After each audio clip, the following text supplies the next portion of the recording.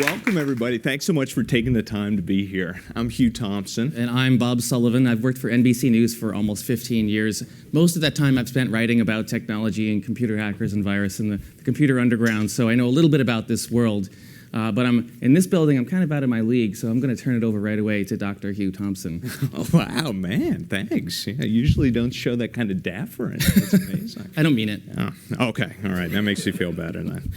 Well, this book was a really great journey for us. We ended up talking to a lot of people in a lot of different diverse fields, and we'll spend some time talking about the plateau effect.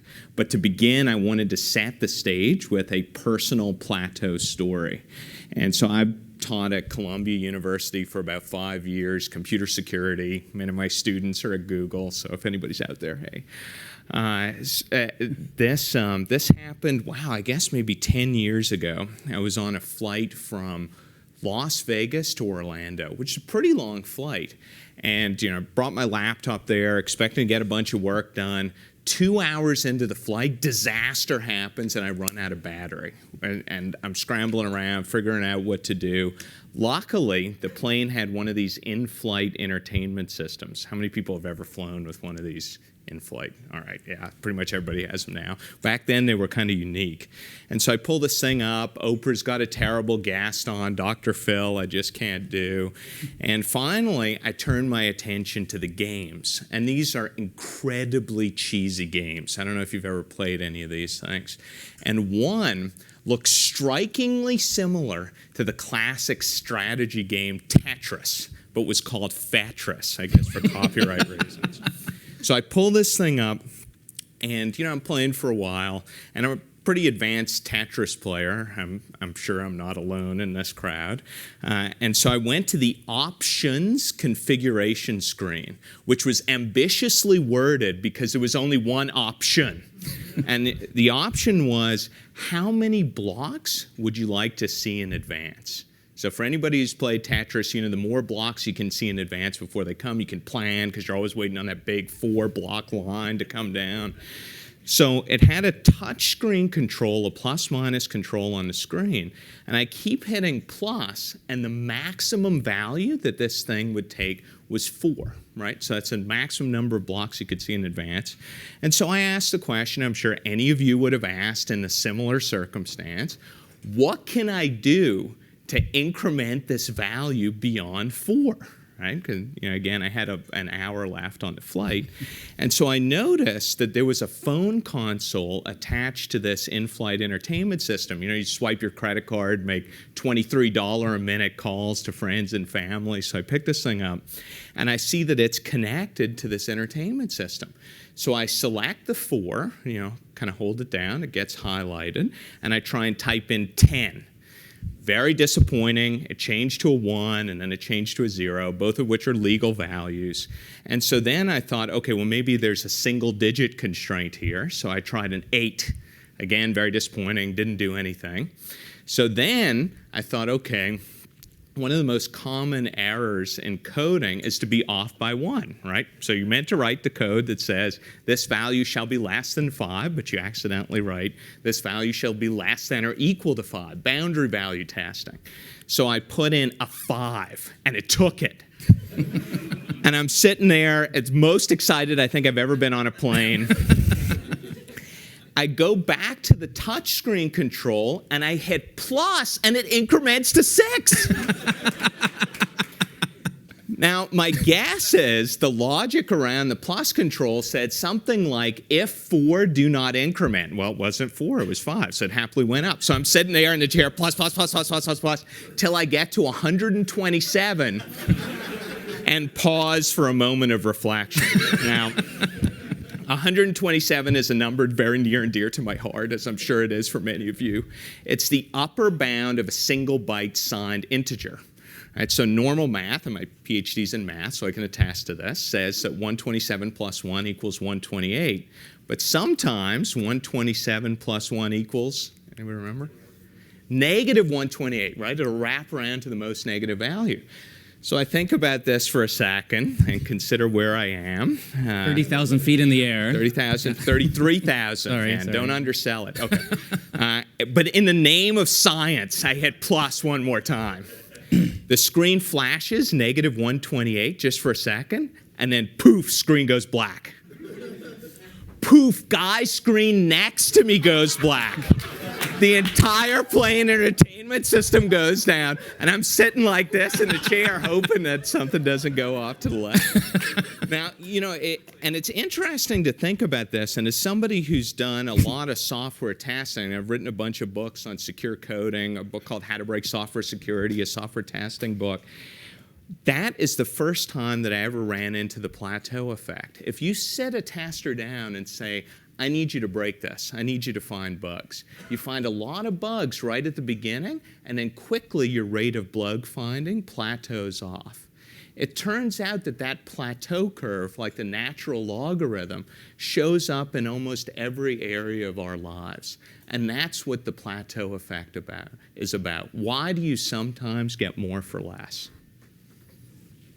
So I have not broken an airplane's in-flight entertainment system. Good. It's like a support Yet. meeting. I have an excellent trainer. Don't do it, man. I strongly advise against it. So what was the odds? Somewhere in your brain you thought, is this plane going down? Oh, no, it's not. It wasn't.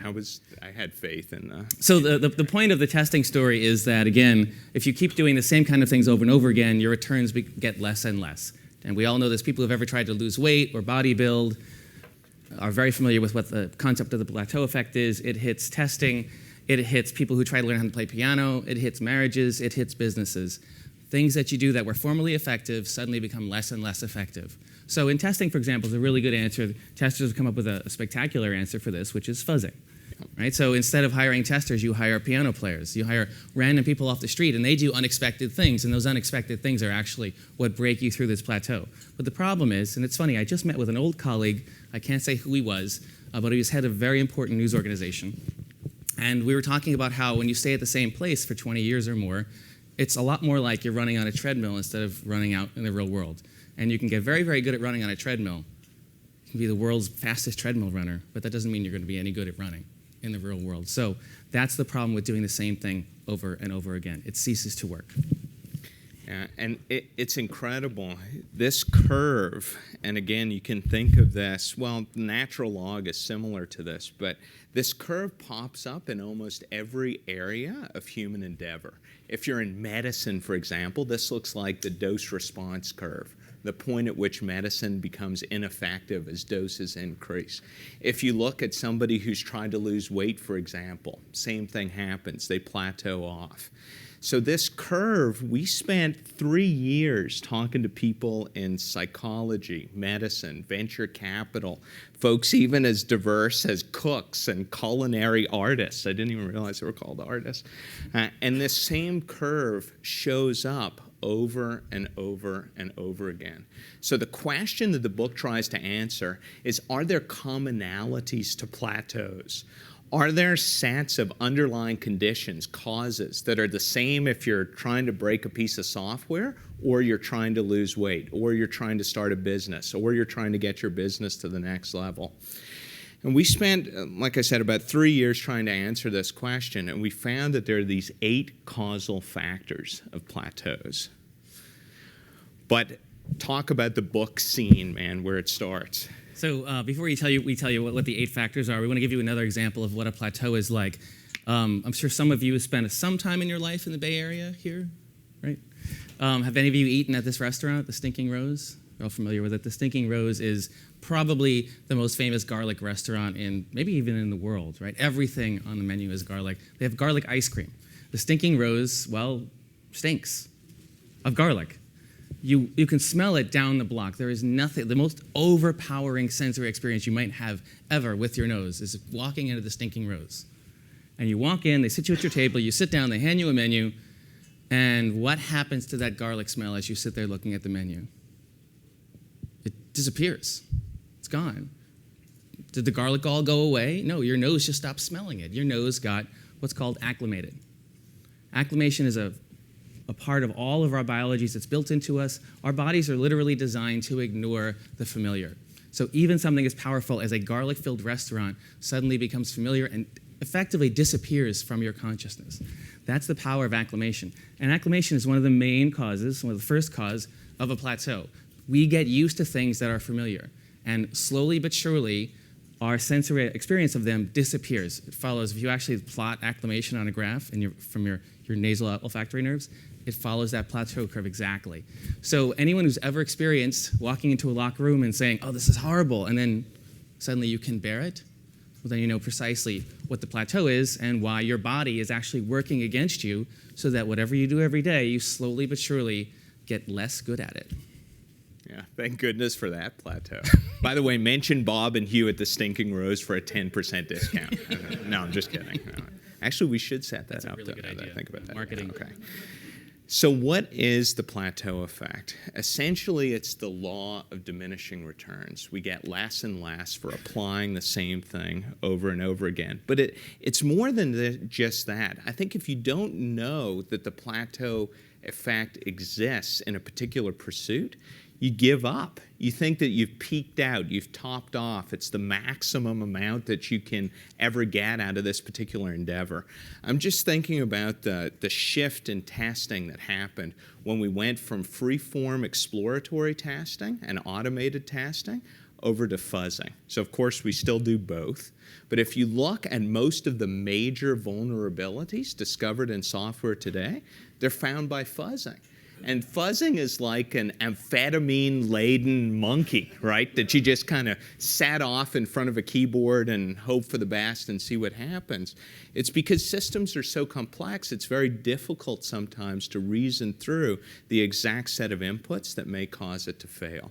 That idea of applying diversity or fuzzing to other areas of your life has, we found, applied in things like weight loss, things like muscle building. I don't know if anybody here has ever tried CrossFit, for example, but the whole premise of CrossFit is based on fuzzing, doing different things every single day to try and get your body surprised or shocked into change. So we mentioned these 8 elements of plateaus. We won't have time to go into all of them today, but that's what the book is for, and the book is much longer. Or the audio book, which is only 8 hours, so consider that for your weekend. It's a denial of weekend attack. DOW, yeah. Or you can listen to 2, and then it's a DDOW. So.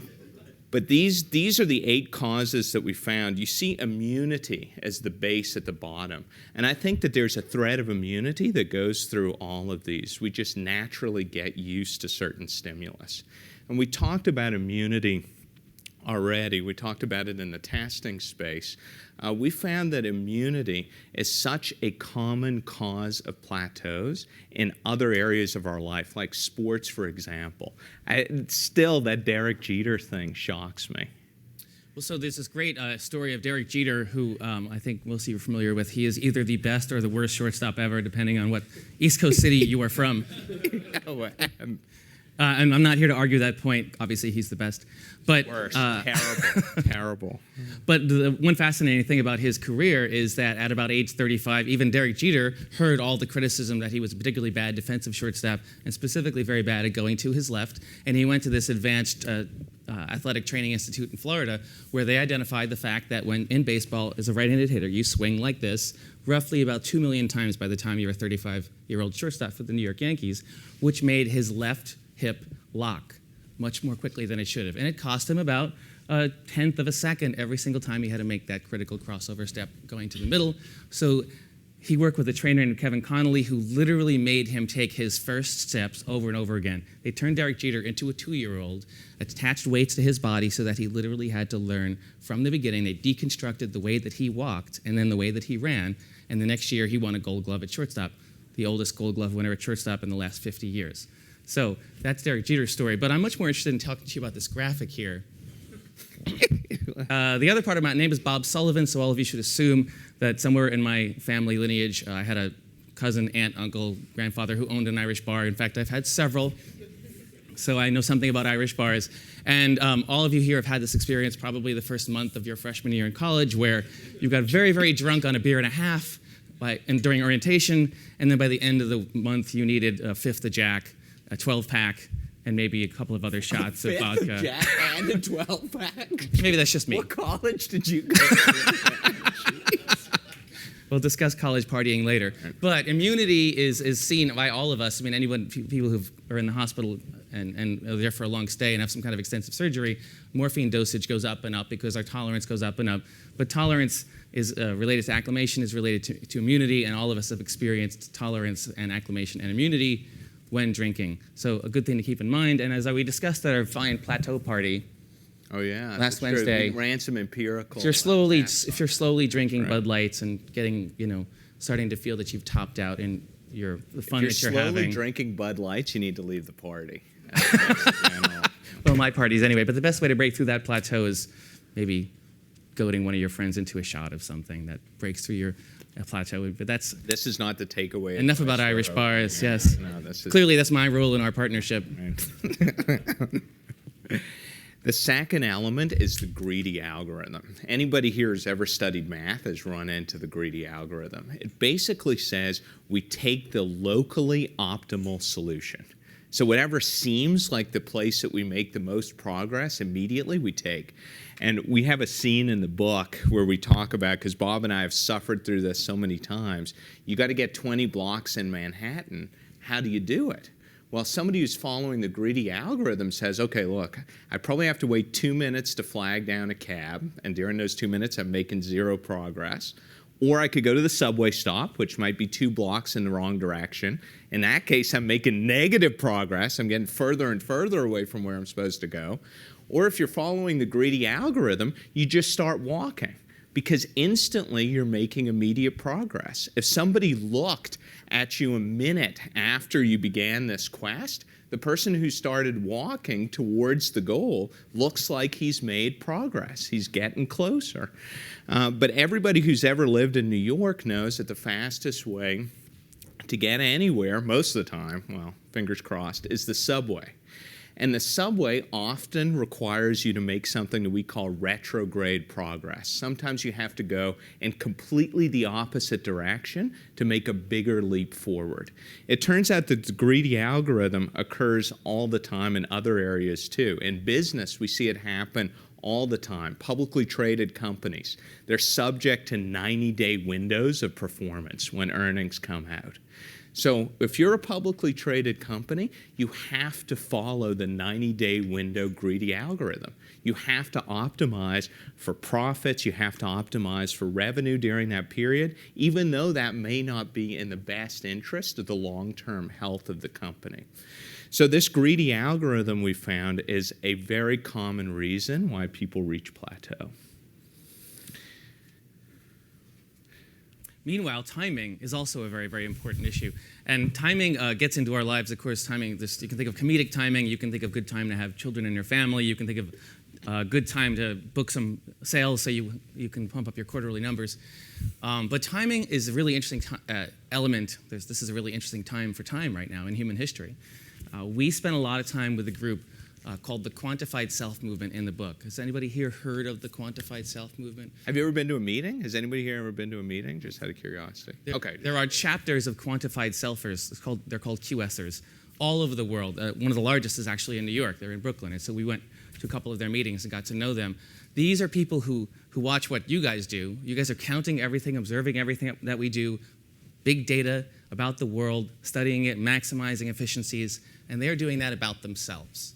So these people in the world of a million little sensors that are all connected, they put sensors on their body, they put sensors on their wrist, and they count how many breaths they take during the day, what their heart rate is every 5 seconds during the course of an entire day. They plot their oxygen intake, and then they measure that against things like, what kind of a mood am I in? How well did I run? A lot of them are performance related. A lot of them are runners in particular, and if you talk to any of them, they will tell you, I know that the best time for me to start a 5-mile run is exactly at 7:37 in the morning when it's between 60 and 65 degrees.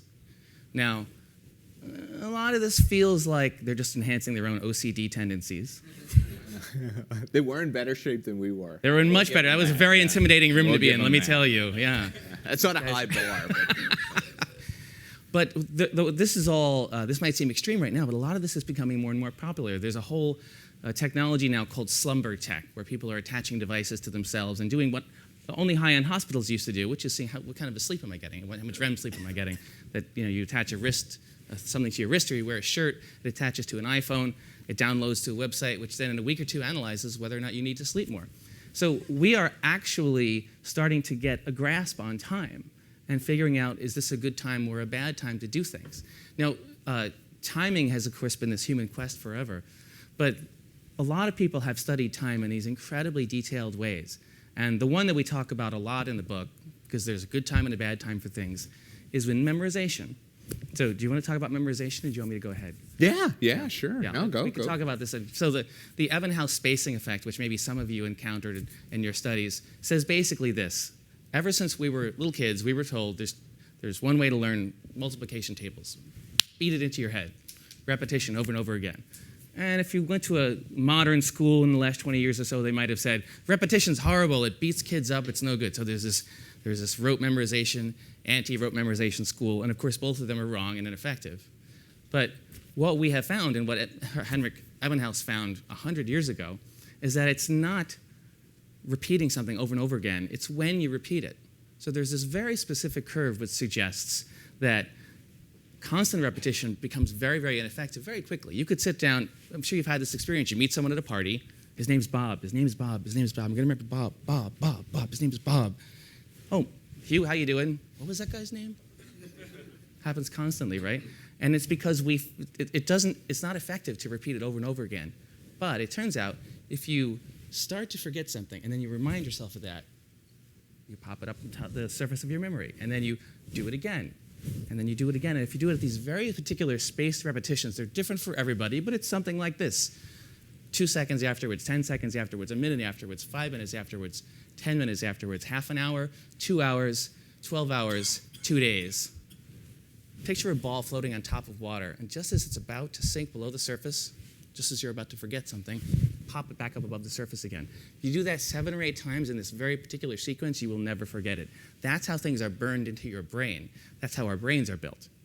It's called the spacing effect, and it's far more efficient. You could memorize something only repeating it 10 or 11 times instead of the 1,000 times you might do it in a very compressed amount of time. So that's how you can hack the code of your own brain's timing. And that's just one example of a whole bunch we have in the book about taking control of timing, studying timing in yourself or your business or your relationship, and figuring out when is the best time to do things. There's a great story in the book about a parole board where someone examined over the course of a year whether or not this parole board was likely or less likely to grant parole to criminals, to inmates. And basically the results were, after lunch, when they felt like going home, they granted parole to everybody.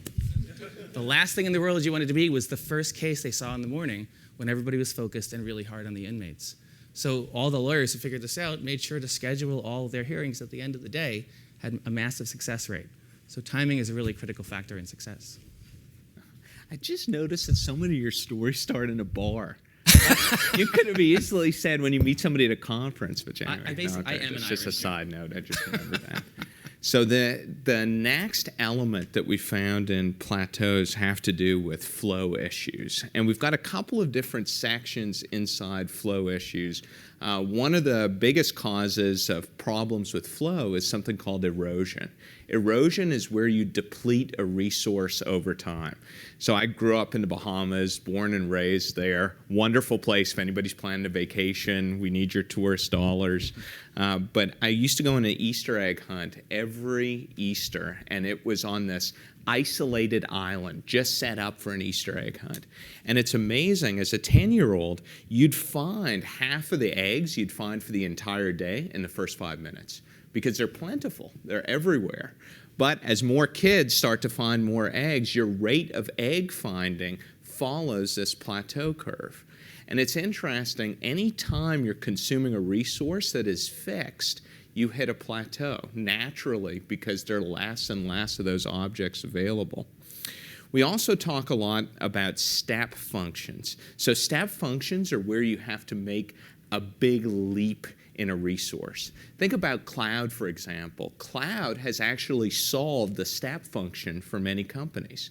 Before, to move from the step of not being in business on a web company to being in business, you had to buy expensive servers, you had to house them somewhere, you had to have somebody to run and maintain them. The cloud lets you spin up a VM, and you're going in seconds, and you can incrementally rent capacity when you need it. It turns out that same function of smoothing things is happening in other areas of our lives. It's happening in car rentals, for example. Zipcar. I don't need something for 24 hours. I just need it for an hour. And it gets into this bigger issue of unused capacity. What unused capacity do we have in our lives, right? Maybe you own a car, you drive it to work in the morning at 9 a.m., and then you leave at 5 p.m. What's happening to the car between 9 and 5? It's just sitting there. If there was a way that you could incrementally rent that car out to someone else and knew it would be back at 5 o'clock, you had all the right insurances, all the right protections, you trusted that person, you do it. It's a way to monetize a fixed asset. And we're moving more and more into this service economy where we're getting out of steps, moving into smooth functions. Another area is a choke point. And a choke point, you can think of it as the thing that fails first. So not to get too in-depth here, but how many people have followed some of the distributed denial of service attacks against the financial services institutions over these last 12 months? It's interesting to see how many of these DDoS attacks go down. Before, it just used to be requests, right? Essentially refreshing the page. Now, a lot of the DDoS attacks that we're seeing are application aware. They're actually trying to stress out, say, the auth system on the back end by being aware of the page, actually entering characters into a username password field, and then causing the auth to spin on the back end instead of just the refresh. And the reason for that is that back-end system that's doing the authentication is the choke point. It's the place that's likely to fail first.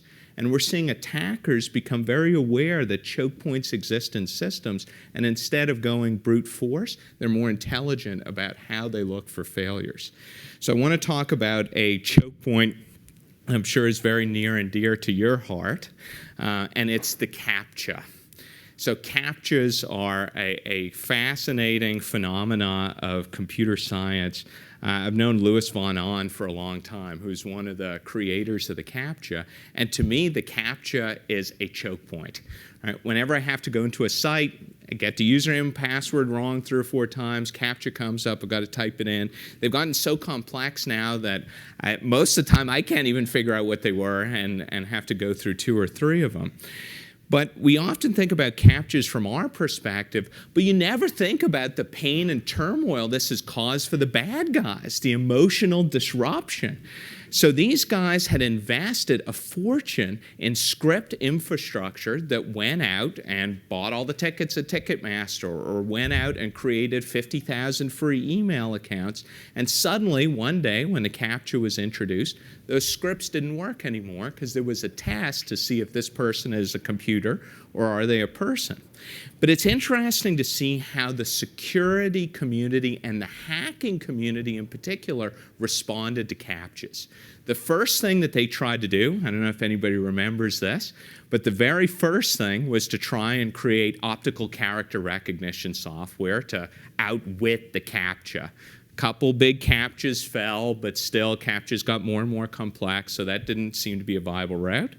The next option was to hire people in low average income countries to fill out CAPTCHAs, right? And even today, if anybody's interested, afterwards come up to me and I'll hook you up with the right vendors. You can go on the weekend and make a couple extra bucks by filling in CAPTCHAs. I think it's now up to 1/100th of a cent per CAPTCHA. So again, if things are tight here at Google, just let me know. But even that doesn't scale. If you have to try 100,000 password attempts, for example, that gets kind of expensive. You may as well buy a stolen credit card number for that investment. But then they did something truly revolutionary to get rid of the choke point of the CAPTCHA. They leveraged the most powerful force on the internet. The force that included image tags in HTML. The force that pushed the bounds of database search and access time. The force that picked VHS over Betamax, pornography.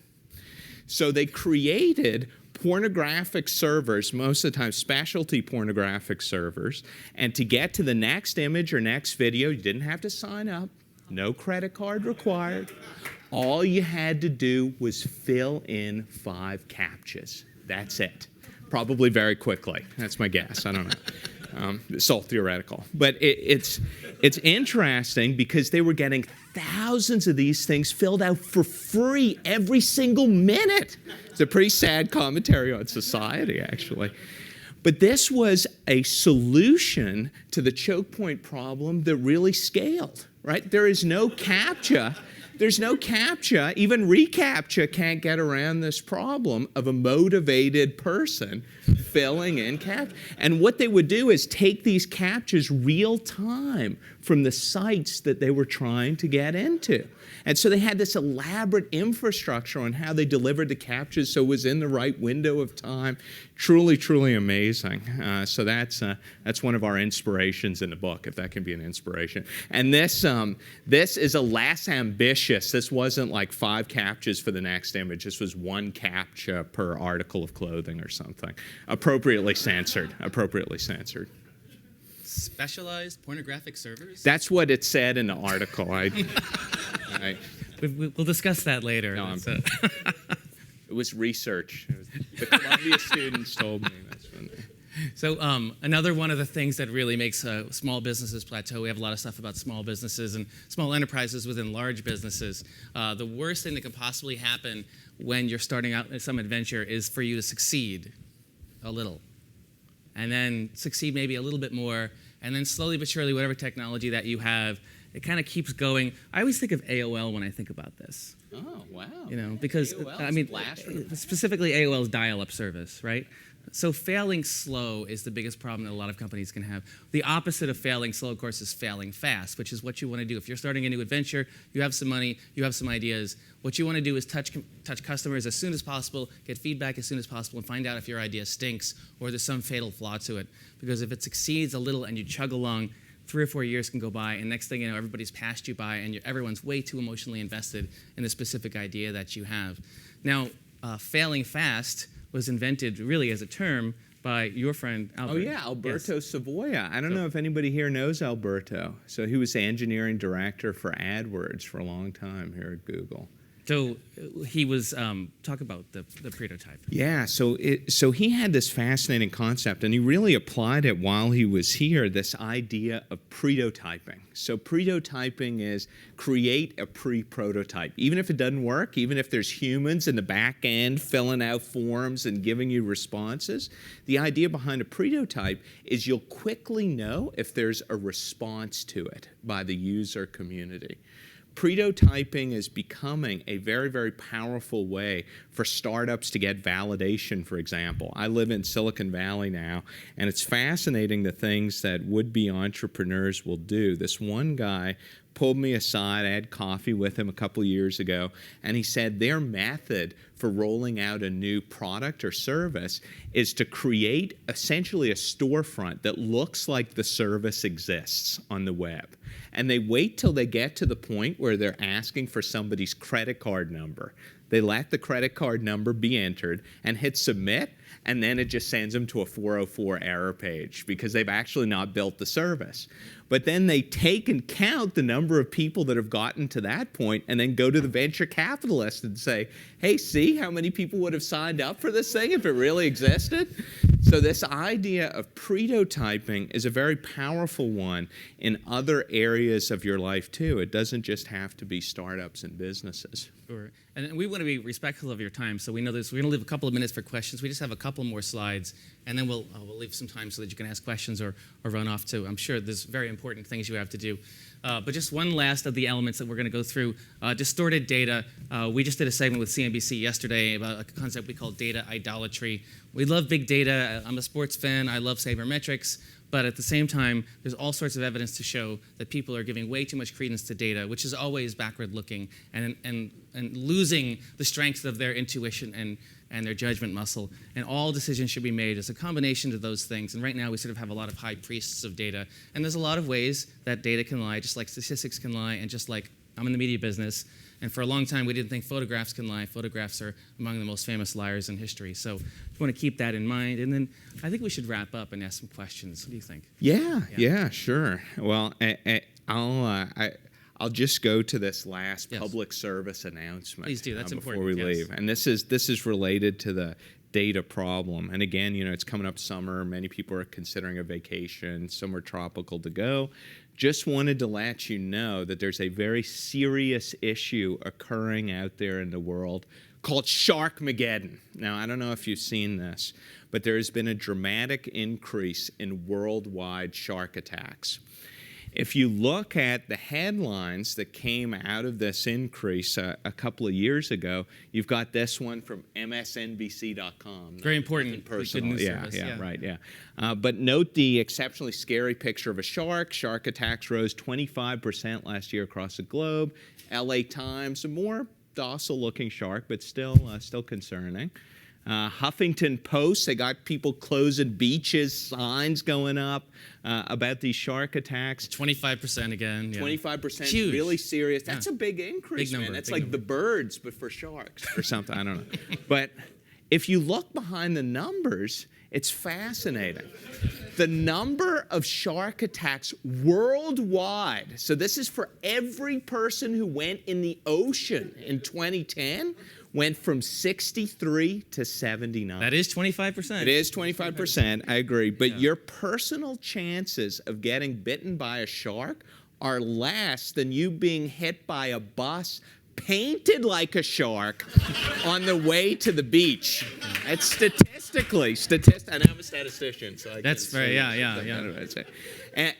And it's interesting, much of the increase was due to two very angry sharks in Egypt, Who are responsible for 12 or 13 of the attacks. which Yeah. proves something we've known along. One shark can make a difference. Sorry, I had to throw that. Sorry. But yeah, no, we would like to leave time to talk a little bit about this. And of course, there's a lot more in the book around what these specific areas are that cause plateaus and lead to plateaus. And hopefully how they can help you in what you're doing here or at home or trying to learn how to play guitar. I know there's some books in the back. We're happy to hang around too and sign some books if you want to. But thank you for all your attention, and we'd love to take some questions now. Apparently there's two microphones on either side of the back, and they are recording it, so be best if you could walk up to the microphone and ask your question. Hi. Great. Thanks for your talk. I really enjoyed it.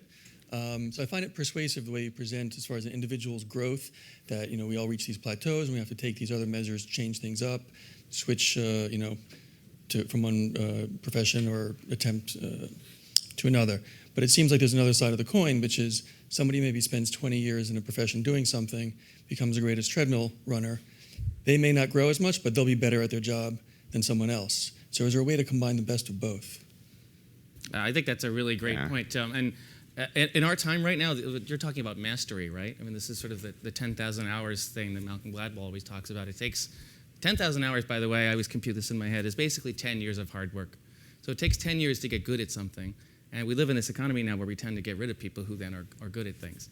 And so I absolutely think that you're right. We are talking about one half of this equation. So I'm a musician, so I talk about this a lot. If you're a classical guitarist and you've topped out in where you're going, one of the best things you can do is take 6 months and plug in and play rock and roll. It teaches you whole new techniques. It stimulates other parts of the brain. And that's one of the ways that you can move forward. I am very personally concerned about what you're saying, though, which is if you are a master in your field, we don't really, I think, regard mastery, just like we kind of don't regard age in the United States in a lot of situations, right? So maybe he's giving us an idea for our next book. Oh yeah, sequel. Yeah. No, but I think that the lesson that our book would have for someone in that situation is you don't have to necessarily, like the music example I just gave you, we're not saying that a fireman should go try to be a software engineer, but we're saying that within your discipline there are ways for you to try very, very new things. And in almost, it's funny, if you look at food, if you look at music, fusion is actually the trend in almost all of these disciplines. So when you, like Indian, Indian subcontinent, Indian jazz, for example, is really popular in alternative music for right now. So musical fusions. And restaurants, I go to restaurants all the time now that are, well, you see this a lot in the Latin community. There'll be Spanish restaurants that have ceviche from Latin America, for example. Or even, Korean restaurants that are integrating some of this Latin American flavors. And so combining talents, I think, is really where people can and not necessarily abandoning fields they're in, but plucking out things from brand new fields and applying them to what they're doing right now is probably the fastest way to accelerate, even if you are sort of stuck at the high end of that plateau curve. And just to add something to that, I think there's areas in your life where you want to be a master. Right? If you're writing Java code or C#, or probably Java, that's if you're writing code, then every incremental improvement, even if it's small compared to where you were, is good, because that's an area where you want to have mastery. There's so many other areas of our lives, though, where we just want to get to a level that's good enough. And the question is, to move from good enough to master, that might be a 10-year gap, but to move from nothing to good enough might be a very small amount of time. So the question is, which areas in your life do you want mastery, and which areas of your life do you want to get to that point? Good, thank you. Great. Thanks for your question. Yeah. Questions? This curious room full of Googlers, there must be questions. Comments? Personal issues at home you'd like to share in a supportive group of other peers? Don't ever get in an airplane with him. No, I do. I'm sworn off of that stuff now. Sure. Okay, well, if there's no questions, we'll just hang around the back and maybe take them individually or sign some books. Thanks again for your time. Thanks a lot. Appreciate it.